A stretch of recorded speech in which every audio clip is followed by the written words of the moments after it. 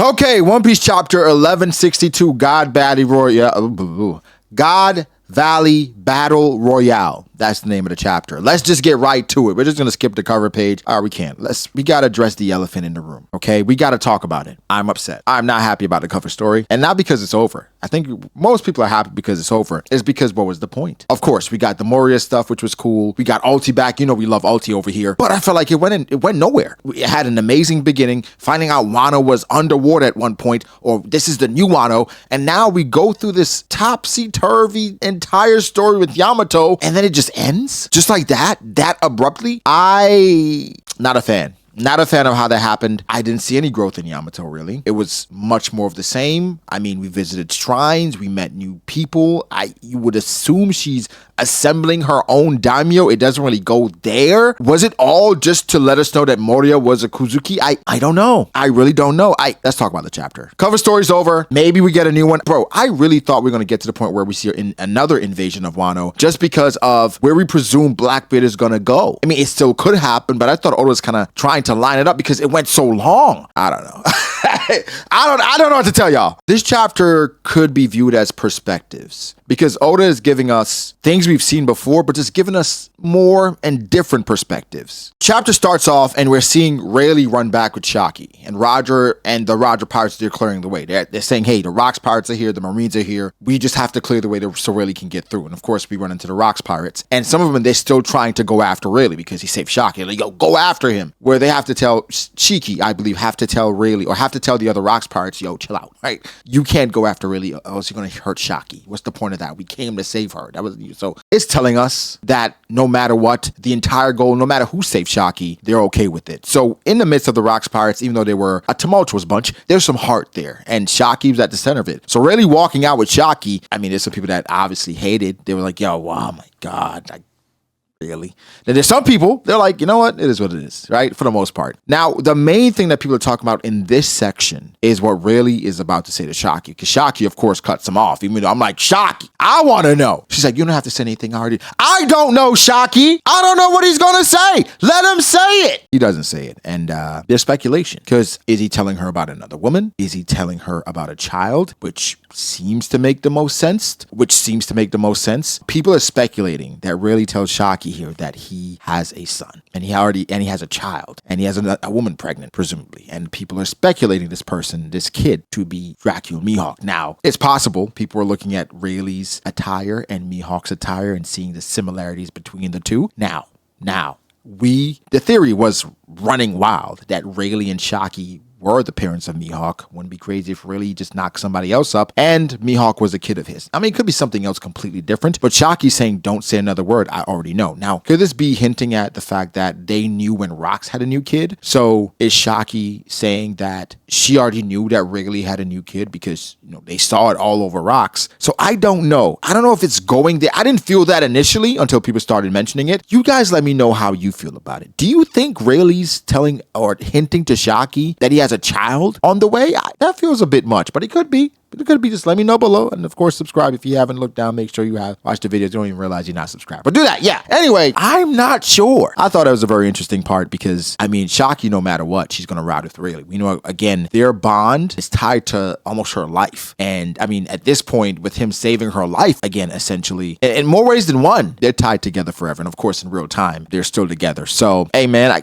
happily ever after, I suppose. Again, I mentioned perspectives because we go to Prize Storehouse and we see Big Mom. And we saw this scene before with Kuma and Ivankov and Big Mom, where Kuma has the pawpaw fruit. Ivankov has Kaido's fruit. Big Mom comes in, she slams Ivankov, and she manages to grab the Kaido's devil fruit right in time. So we saw a slightly different perspective, and for the most part, we're moving right along. I think we need to slow down at this point, though, because we move to the section where it's Garp calling Sengoku, asking him about what's going on in God Valley. I have several perspectives on this. We'll start with the first one. My initial reaction to this is, Well, Garp didn't know. Garp doesn't know. Sengoku, sometimes it's hard to tell with him. Of course, typically in anime, sometimes characters, the glasses are fogged, and you can't really tell if they know something or not, or if they're lying, if that is the indicators that they're lying. So for Sengoku, I keep asking myself, did he know? Because Garp genuinely didn't know. But here's how I feel about it. Garp, Vice Admiral, has no clue, has no idea what they're doing on God Valley. In my opinion, it's willful ignorance. In my opinion, Garp didn't see because he didn't want to see. Garp has a one-track mind. I'm not saying Garp is being disingenuous. I think Garp is just being himself. But Garp has ignored all these things the Celestial Dragons or the world government has done because he wanted to. Sengoku, what he said is like, I may have recalled someone alluding to... No, Sengoku knows. But it made me think of something. It made me think of Smoker and how Smoker understood the idea of rank and authority and understanding certain things happened at certain authority levels. Even with Fujitora and what Fujitora did to Akainu after Dressrosa, he's like, whoa,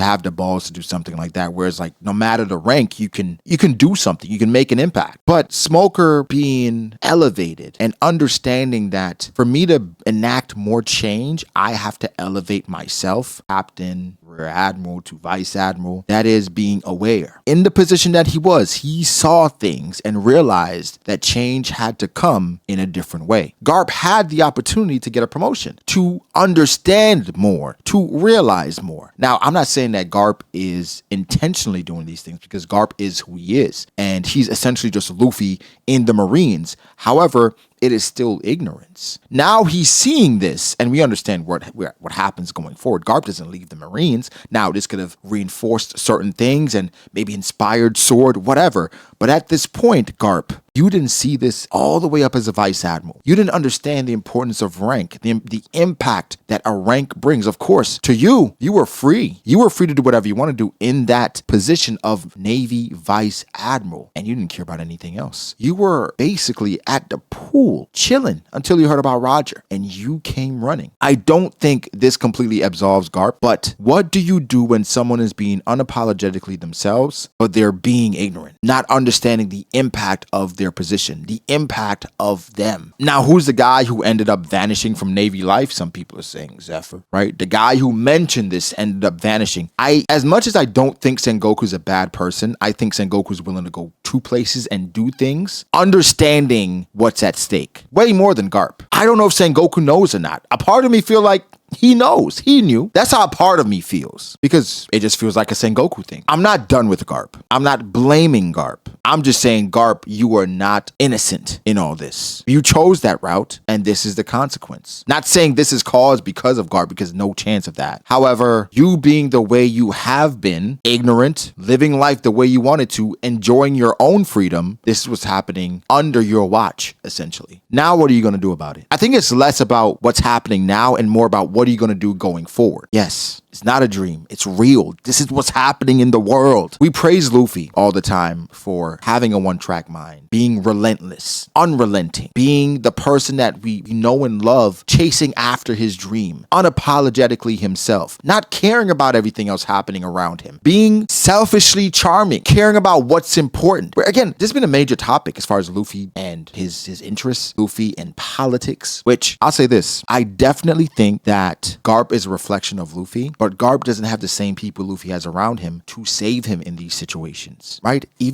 Let's go to Punk Hazard, per se. Nami knew the kids had to be saved. Everybody has different antennas on the Straw Hats, things that matter. And guess what? If they matter to the Straw Hats, they matter to Luffy. Dressrosa with Doflamingo. Luffy had a one-track mind. I want to get back Ace's fruit. Essentially, that's all it was about. Everybody else played different roles, make sure that happened. And again, One Piece is such a beautifully written story because in the midst of Luffy accomplishing his goal, it helps not only the citizens, but the people that should be helped. But Luffy's intent remains clear. With Garp, it's the same thing, but who picks up the slack for you? Where I think eventually Garp does realize that, hey, this is bigger than me. The program is bigger than myself because of what he said about Kobe, what he said to Kobe, about people he would save, how he views justice. I'm not going to go as far to call it Garp and say it's ignorant justice, but it's damn near close to it. Intention is necessary, Garp. Intention is necessary for you to overcome this cloud. Sengoku has picked his side. There's no question about what Sengoku wants and who Sengoku supports. I don't think he's a bad person. However, I think he's an intentional person. Wise. justice. Aokiji picked his side. Akainu picked his side. Kizaru picked his side. Garp has picked his side, but he still gets the benefits of somehow not knowing what's going on. Garp, you have a responsibility. You have a responsibility even more so than the heroes of the story to protect the people. This isn't protecting the people. And you being willfully ignorant is just hurting the people even more. It's time to grow. It's time to evolve. Of course, Kobe is the next generation and he's going to be even better than Garp. Aokiji was in the middle. He was better than Garp in regards to his justice. Ohara changed him. And then he realized, I cannot be under this justice with Akainu's rule. That's not who I want to be. And some people question even his decision. I wonder, based on this chapter, if we're even looking at that differently now, based on what we're up against. Because in this chapter, I realized that a sense of responsibility does not exist for a lot of people within the One Piece world, even though you're privy to interesting information. We'll touch on that. And again, this is not necessarily scolding Garp yet. We have to wait till the flashback is over. But Garp, I have questions. I really have questions about if you can skate on ignorance and how long can you do that, considering you are a vice admiral, a very accomplished and recognized vice admiral. The information that you want is out there. You just have to want it. So we'll see where it goes. Those are my initial thoughts. I'm just sharing. You guys can let me know how you feel about it. But we're holding out on a final decision because, listen, Garp must be the best character in One Piece. And we're going to continue to give grace to Garp. We've given grace to Garp several times, though. Marineford. Guys, I fought with Marineford for years. I did not know how I felt about Garp for years after Marineford because, bro, I start to understand it. Now we have new questions, but we'll go there. We'll wait until the flashback is over and see what his decisions are after because Dragon, he made his decision quick, didn't he? Rox Xebec. I can't say enough how impressive this character has been in this flashback. And I'm trying to think of a flashback where a character has, completely dominated public opinion, completely overshadowed previously loved characters more than Rox. From the ASL to Zoro to Sanji to every single flashback. I can't think of a character who dominated, who has grown perception-wise more than Rox for me. And based on polls, for the people as well. Rox finds Eris, his wife, and finds Blackbeard, his kid. And he's being chased by the God Knights, specifically Garling. Already packed him up, by the way, because Garling is recovering. He says, yo, she's strong. It's taking a while to recover. Here's a new name for the God Knights, the Holy Ropo. You've had enough. Say goodbye. Now, I'm not saying that they're trash. Rox is really strong, but you guys are regeneration merchants. Can't fight. You just regen. And I don't want to hear that you're letting it happen. It hurts, and it takes a while to regen. You're just trash. You are now, from henceforth forward, known as the Holy Ropo. I gotta say this, man. So much respect for Rox. And again, I've said this before. I can't pin him down. I don't know what he is, who he is. His personality is so abstract. It is human. Like, it's one of these characters in One Piece where, again, the story isn't fully written yet, but he's been all over the place, but it's been perfect for a growing, evolving character fitting the narrative. This man went for his family in God Valley, got them out of there, is fighting off Holy Knights with one arm. And shout out to Eris, right? Because she realizes you can't fight them off with one arm. I want to help. And so I'm looking at it, and she's saying, you wouldn't have fallen for me if I was somebody I can't protect one baby. Baby, you were just handcuffed. If I didn't come, it was over for you, my baby. But she's just saying, hey, I can run, right? I can run and save our child. Like, I'm good from here, right? She's not saying she didn't need help. She's just saying, I'm good from here. Okay. What's going on as well with the Domi Reversi? There's no limits to it. They're Domi reversing the Davy clan members, which I think is just a slap in the face, obviously. And I think that's intentional, just to spit on that clan. And look at you now. You are trying to kill the same clan that you were defending and hiding. It's sick. But I guess anybody can be Domi Reversied. It is, not anybody. Maybe anybody. I don't know. What are the limitations and parameters? We need that. After Eris talks about the type of woman that she is and how Rox wouldn't have fallen for her, I thought Rox would have been like, all right. He's like, are you dumb? No. What are you talking about? But she says, if it looks like they're about to get me, I'll kill myself and I'll kill Teach. As a dad, I don't feel better about that. Right? But at the end of the day, it's just about doing what you need to do to make sure that your family can escape. Seeing Rock's growth from determined criminal to almost a blind revolutionary to a pirate captain to a mercenary to now a family man. Again, Rox D. Xebec, Davy D. Xebec. I have no words, bro. I'm just so impressed. I'm so impressed by Rox this flashback. Garling somehow crawls back to in front of Xebec and he says to him, finally ditched your wife and kid, and he has this menacing look on his face. And in some way, I'm like, that's not a flex. That means that he was packing you up while having his wife and kid, and you come back, finally ditched him, huh? Dude, you weren't doing well with them. How do you think you're gonna fare without them? Listen, man, darling. The hero of God Valley. That's what. All right. Okay. So we're just passing out a bunch of BS titles in this event. Okay. That's cool. That's just what this event is about. Fake titles. Because Garp hero. Okay. I guess. All right. And we can't forget to mention that Rocks seems to almost cut God Valley in half from the middle of the island to the Davy D's the bad guys. Davy D. Now we gotta talk about Kaido. We were told for a while that Big Mom saved Kaido's life. It was presumed that it was because of the devil fruit. No. First off, I feel robbed because Big Mom, of course, has Kaido's fruit, and we know Kaido ends up eating this fruit. We don't know how, but Big Mom has the fruit. She's like, my crew's gonna be insanely powerful. I'm gonna feed this fruit to Katakuri. She says she's going to feed the fruit to Katakuri. Robbed. Ladies and gentlemen, we were robbed. Imagine Katakuri with Kaido's fruit. Kaido, I am so sick of you. No, but at first I was annoyed. I'm not going to lie. I was like, Big Mom has the fruit. Kaido comes in. Bam! Fruit flies out of her hand. Kaido eats it. Has the most goofy, menacing grin on his face. Like, like he's proud of himself. And it's like, at first I'm like, whoa, you do that to the big homie? You do that to big sis? It's me. The fruit is respawning shortly on another fruit. Then I'm like, wait, hold on. At the level they're at the strength they're at, because Big Mom just shook it off. It's a big sis, little brother thing. Having younger brothers, younger sis, they've done things where you're like, where somebody is like, that's out of pocket, but that's just siblings. Sometimes siblings go too far, but at the end of the day, it's a relationship. So I'm like, okay, this is meant to be more like tongue in cheek, and they're pirates. They're super strong. So of course, Big Mom is pissed because she's going to give it to her kid. Kaido's like, I got it now. And then I'm like, Kaido, where did this hockey transcends all come from? Why are you sneaking devil fruits? Why you keep sneaking people, Kaido? We gotta have a conversation because you this warrior. I'm a warrior, but you keep sneaking people. He's a pirate. I get it. Don't talk to me about honor, young man. It's not a big deal. I think it's meant to be funny. It was funny seeing Big Mom react like that. I mean, she thought she had it. I'm gonna feed it to Katakuri. I mean, gosh. I mean, this confirms that Katakuri didn't get his fruit until after this, obviously. I mean, I guess he could have eaten the fruit while Big Mom was away, but I'm going to assume that she knew her son didn't have a devil fruit. So, man, the mochi fruit is cool, but Katakuri made it cool. Mochi on its own is delicious. It's not menacing. Wow. Kaido! I'm not sure where Oda's going to go with the parallel of Eris running away with Blackbeard and Dragon running away with Shanks. I'm thinking he's just trying to put in our brains that, hey, look at these two enemies. They're now at odds with each other, and they both got saved in God Valley, which we've already thought about once we found out what was going on in God Valley with Shanks and Blackbeard being there. So we've already had that moment. So I'm wondering if this is going to go somewhere else, right? Is this Eris and Dragon cross paths, or is it just like, hey, look, Shanks, look, Blackbeard, they're at odds now. Look at where they were, and they had to depend on people to save their life. So I don't know if it's just that or, something else. I don't know. We'll see. The Roger pirates, they find a bunch of loot. The Rocks pirates, they're trying to get the loot, of course, because, again, we're all pirates. But we go back to Garp again, and Garp says nothing here makes sense, not even justice.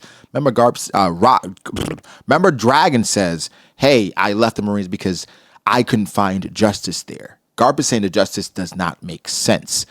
Again, I don't want to go down that road too long, but Garp is the same thing. What do you do now? If we have any intention, I'm going to shut up because I do think change can come from within. I do believe in that. So I'm not the person that's saying, Garp, just leave. But how are you going to enact change to help the future? And again, we know Garp has already done that somewhat unintentionally because of how he's lived his life. People have looked up to him and wanted to be more like him. So that's one way, but that's not intentional. I need intention from you, Garp. Where is it going to come from? Show me. Emu presumably asks Saturn, is Rocks dead? Saturn then says something that's really interesting. He says things are unfolding beyond their expectations, as they always do for the world government, right? I'm sure that Emu's so sick of Saturn. Why every assignment is always unfolding the way you don't expect? Then fold it up the way I want it to, right? I don't know.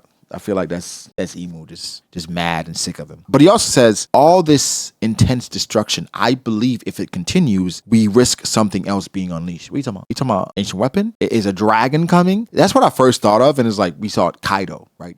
Flying into the sky. Whoa, no. Kaido, bro. Also, to what Saturn says, Emu says that must not be permitted. So I'm not sure if it's something with the Davy clan. I'm not sure if it's an ancient weapon. I'm not sure if it's something like Emeth, right? An ancient robot could be. What is going to be unleashed because of the destruction? Could something be found because of it? I don't know. I really don't understand what could be unleashed, but ancient weapons is the only thing I could think of. Of course, we see Kuma being great and being goated by saving several people. We know he saved 500 people from God Valley. Getting more context in God Valley, how many people were actually forced to participate.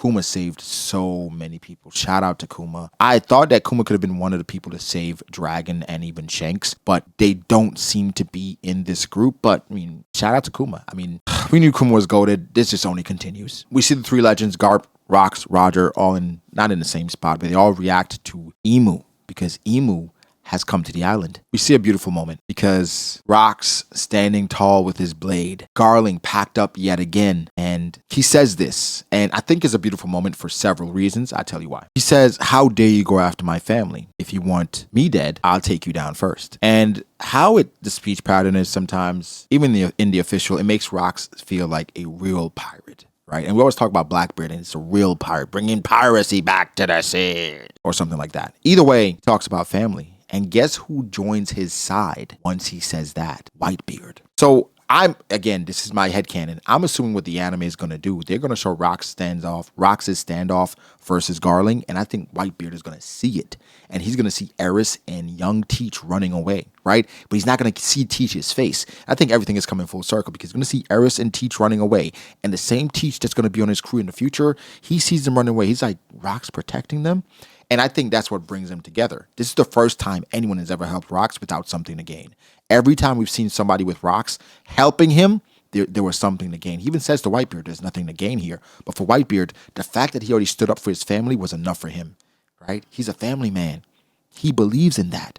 And so this is the first, again, another evolution for Rox, where I think if Rox had survived God Valley, I mean, he could have, but if he had survived and lived on, he would have been the ultimate pirate. And I think he would have gained so much respect from the same crew members that at one point did not respect him because he grew and he understood what was important. He gave up his dream essentially to go save his family. And so I absolutely loved that moment with him and Whitebeard because it showed the growth. It confirmed the growth. And Whitebeard, essentially, he saw it. Big W's, man. Kaido had me rolling because Kaido, nobody did to Big Mom, comes back because obviously he got him from Big Mom. What? No, I got an ability. What do you guys think? And again, they can tell Kaido's having fun with it because like, yo, keep having fun if you want, but we got some serious stuff going on. But Kaido's like, yo, look at this, fully transformed, by the way. I mean, he's a menace. He's a menace, but he's young and he's diabolical, but it's Kaido, man. It's Kaido. I like seeing the bigwigs here just completely unaware of what's going on. The only person that's aware of is Rox because Garp keeps saying, oh my God, this must be. No, Garp, wake up. Wake up. This is the world. When I say the world, I'm not just going off of what Van Auger said or what Rox is saying here. I'm saying this is the world. All the stuff that's happening around you is happening around the world, Garp. It's not a dream. And Roger's like, man, things are just really unexpected today. And okay, like I said, Rox has been dominating this flashback. Roger just seems like he's here. And again, we love Roger. Roger is the Pirate King. But man, it feels like, let's give it time. Flashback's not over. But right now, Rox. But they're up against Emu. And Rox says, the world, though. I just finished part 3 of JoJo's. And okay, I won't. The world, though. I love it so much. Y'all.